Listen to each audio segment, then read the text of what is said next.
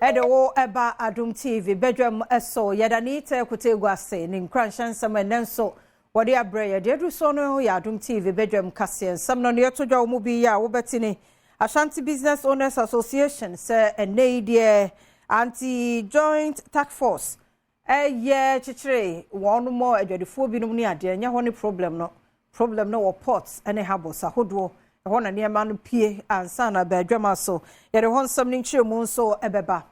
ekokuma wo mra so bedwafie mu nso bo electricity company of Ghana for so bo sa cash water for mechanism no eno wo mo toto no asienti ani dum so a enso wo mpese obegye atomo eno ne nsem bi na no pay me de somo sa Adom TV Badwam kase wo hwa me live on Facebook/Adom TV Extra Go TV channel 119 DSTV 280 oko YouTube a o search Adom TV 2 ubenya yen wo ho me amesomo anopay me de afia amankwa tamaklo afia ni DMT seden semni nchemu ankasa etie Ashanti Business Owners Association say ene operation joint task force National Security Council Food and Drugs Authority Tree Crops Development Authority ne custom eka ho abawre adwamu cheche adwadufo a wo mo eton eniema enya papa no wo mo de agitum say enye ho enamfomso ni free ne mom port ene habosa ho ene wo so mo hye won dwumade no asifia Adom TV kase etoswe PZ market ye call no you say product bi e wo ho a your friend Roach sa Roach product no you wo two brand ba ku free Malaysia ba ku su free Indonesia ni free Malaysia ni register ni free Indonesia ni register but e ni nyina the same brand e the adekro ntudru a unya den Ashanti Business Owners Association ikuba baako a yefrɛ no Osei Akoto ene Adom kase ebɔ nkomo na ochim se na ninje ɛwɔ ekwan a tax force for na abɛsesa anwa ɛde afiri one shop ho me no omotwe pa no mka kyerɛ me sɛ ɔyɛ no de me de aba na me de ton nya de a yefrɛ no sɛ ɔmo bɛ mama ton nti ɔmo sesa na me sɛ no ɛde ntina sɛ ɔmo sesa ɔmo sɛ unless me provide duty paper me entem me so me torn me buy me torn obi ho a importer ho na me free importer me say all you na mo de amaye no and as me tor ho no me adan den de me 10 cedis pe go fo bi aba so me national security on person say na no enti me say be ka duty paper na no so me wo me duty paper ma ya bibia enti en de say am send abro enti o send bre me WhatsApp na me de kire o me de show mo si da bi da enya de on beti ase oye no omasizi oye no kwada so circuit court adinipa miensa ato aposifo ne duafie se dumjafo ewo kumase ya race course ho hye nipa bi tu bu wo mo ebro wo mo no se nipa wo benim ehu bi nti yefo mo nkosie ebre no so ayensanfo mo mra no yento ansem ne die so Adom TV edeba ene ukopiemu ewo kwada so circuit court wa Asante mantem ha enipa enuma eno ada wo mo epa eja edumfo kuo no aboebra wo kodum eja brantama etokumase race course edwanu mu no emu emiensa ebipi asemni bie ho na wona prosecutor no ede wo mbepiemu ebi eye Solomon Anaba wadi mfinhia no edu enwetwe akonkoli adoko adi mfinhia no edu nwetwe na lamamia Ishmael adi mfinhia no aduonu ebaako ebra akwaduboni no eka ne nsem na osre koto sebe ya omfa sa nkwofu ento aban ekokum ekosida foforo besa afra semesanse sa enipa miensen eni trabia poti se ekoba se koto no ema wo mu be a obetimi ahwehwe wo mo ehu wo mo eno ena aka ho bi ama asebni bia no watu asem no ede akwehye match da etoso aduonu ensia ewo afia mu ne nyina mu no wahye se wonfa sa enipa miensen enkosie ewo aban kokumu enkosi match da etoso aduonu ensia no amansan chia me kwadwo bi mereku amanebo Asante mantem ekokuma ya wamra shebedja fie mu ebo ECG force bo se cash water for mechanism no wo mo atoto no wase ne botayenti a ye de eba ye no won mo eni so eno eka ho ne dum so a ye hu so a won mo enye entomo ye spokesperson wo Mines and Energy wo Mrashabedja fie mu minority John Jinapo wono ne nsentwefo hia ya wode sansemi etudwei. Yes, and I watch me and Sunday Quabosumi ni die. Dumso na do sopa ewo o my Ghana mu a aban no gina de ogina se dumso bi ani ho. No na akọ mai Mrashabedja fie a edum kuma no e kire se e wo se de sobo no e ba aban. Kasamafo Emma Mines and Energy John Jinapo e kire mu a power producers e wo senka ECG fo e di sika e ba adwuma eko ni mu etua wo mo ka no wo de afa baabi. There's been some consistent erratic power supply for almost 2 months now. The minority has been monitoring the situation, and we can confirm that contrary to the false impression emanating from ECG that they are in the process of maintaining some transformers, the reality is that there's a deficit in generation. A deficit in generation means that the generation capacity is not able to meet the demand. And because of that, there has to be what they call load shedding, popularly known in our local parlance as doomso. Adom TV. Badwam kase na oguso ehwe ne yeto so de makoye nsamfoforo emu na Ghana yensika no millions ahodo de ni nyina akokwa na eye esuafo ye wo rara senior high school wo bia koye mensin mu otimante mu enene won kwa ahuyehia mu vise saa sika no na nke wo se eye niema ahodo wo school mu pa nanso ni nyina akokwa antumi anya mfaso bia nti emuama adesuane adehye enkoso se de wo se koso Adom TV etwaso 2010. The security restriction placed on Badwam lands and later on demarcated to specifically indicate the boundaries of the disputed area. 465, 62, and 114 is hereby lifted.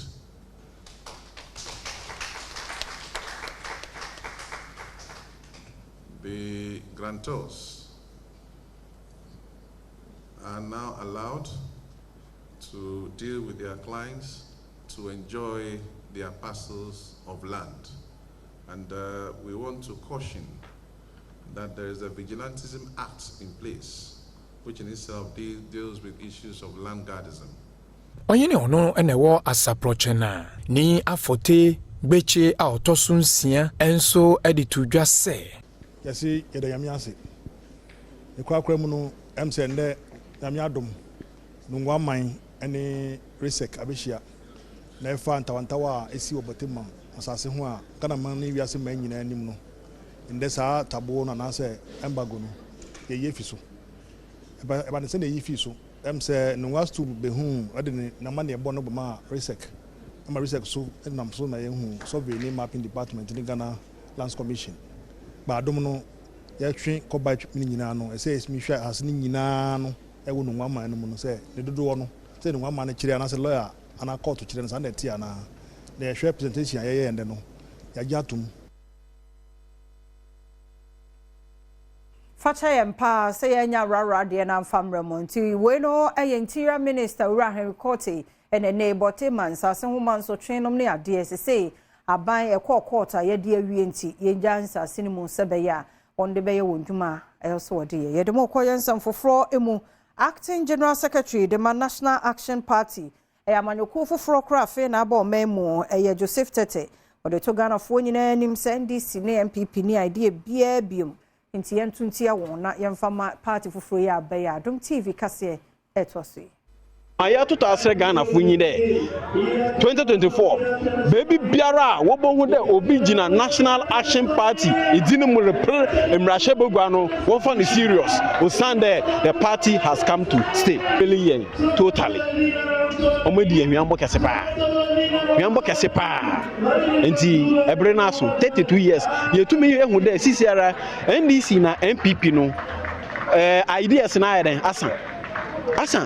because the past 2 elections, you could tell the kind of campaign messages that they were churning out. Somebody was talking about progressive free education, somebody was talking about community day school, somebody was talking about free SHS, somebody was talking about one district, one factory. They were all laudable ideas.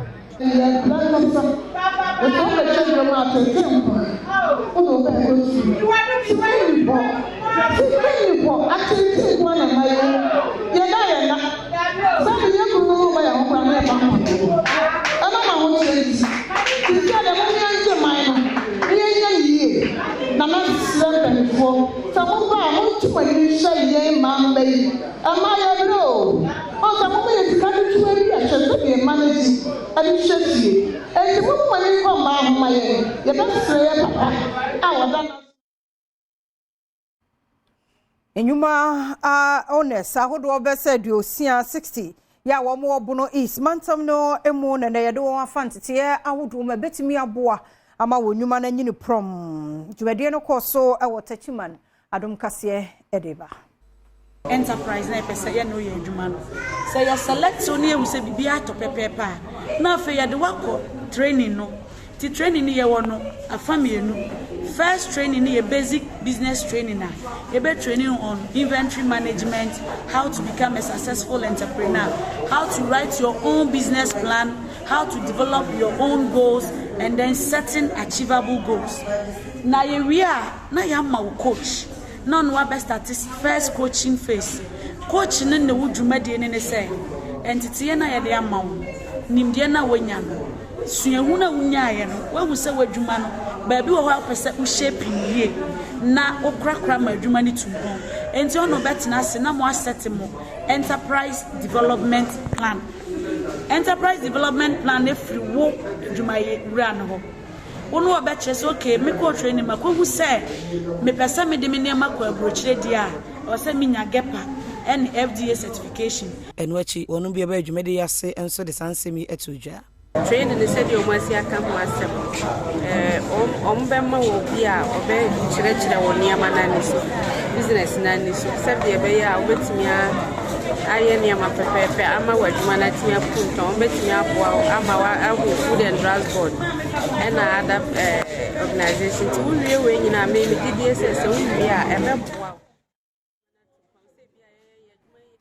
Mame Harriet Nyama Ajima ye senior programs officer wo St Ghana ene wo de to aban no anim se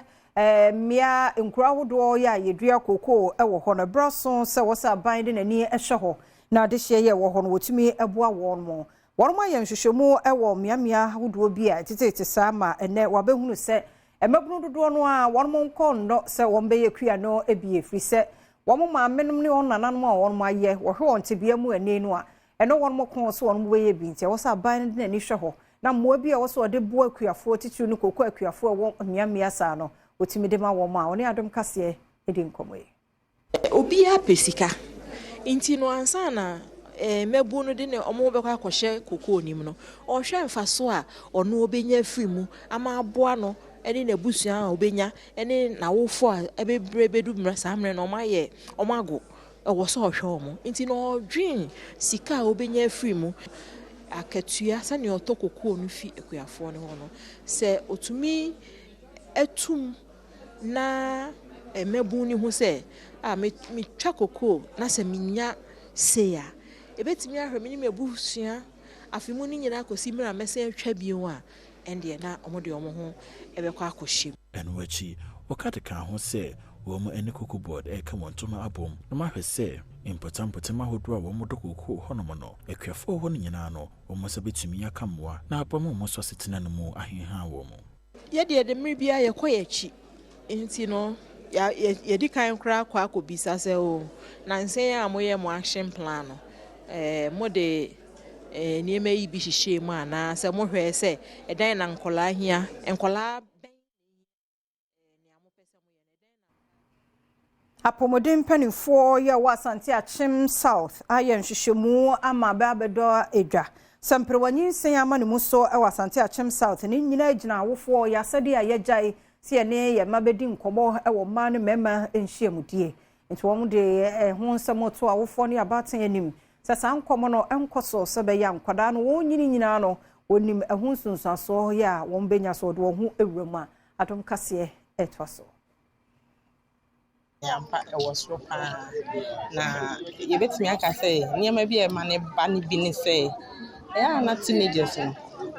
ebia na nkomodie fa oba no bema ennem nsensem no enkoso titiriw ewo omawofo ntem timetutu so awofo no bema san komo no bra omoma no madru om mpanyimfie so no mama san komo no akoso titiriw omoma ma no yesre omo se wonya atinka won hye won ho so nka obetumi pa de anka abstinence is the best nka mbofra no omo hye omo so nanka omo nyiro omo ho enuru omo mpanin fie so na afen so ye mofra no enema kakra bi omo hia te se omo underwear ene omo pada sebe omo bu omo nsa omo de beso moja no ye awofo no ye man nya yasede Rubino Sayentwi municipal head director wa Asante Achim South odi to apemfu anim se bra no no womra yoresabe ya sebe ya adokotafo betimi ate wani ahwe won yi oba wafa efuru e se utimi ba akombia so yentem na midwives and doctors ni etimi fira ase ehwe won tentem na enhyehyeye ene nkyerɛkyerɛ ɔmo de be ma wo utimi di so ye na etimi boa wo na ukofie nso so a oba wafa efuru de okunu maame papa nua namfo ye nyina ye be ne mmoa na didiem na obetimi adidie ama enuanim enura a ewo se wonya na etimi ma ne moja no etimi ekosoro ewo mra wadi week 36 a oboabo no ho abesoe abewo ne ba no eno so etimi improve enti eye obia so die